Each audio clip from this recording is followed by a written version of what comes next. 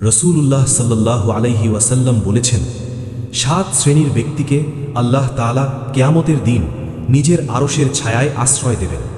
সেদিন আরশের ছায়া ছাড়া আর কোনো ছায়া থাকবে না। কিন্তু সেই দিনটা কি আজকের এই দিনের মতো হবে?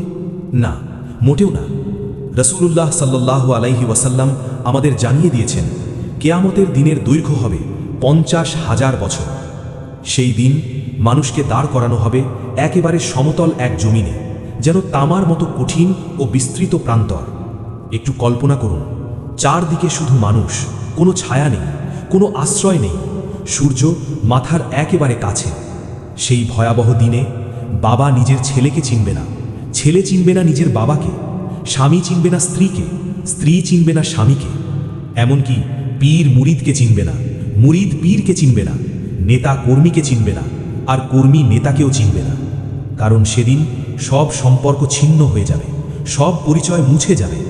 রাসূলুল্লাহ সাল্লাল্লাহু আলাইহি ওয়াসাল্লাম বলেছেন, সেদিন মানুষ বলবে না আমার বাবা, বলবে না আমার পরিবার, বরং সবাই কাঁদতে কাঁদতে বলবে, ইয়া নফসি, আমার নাফসি, ইয়া নফসি।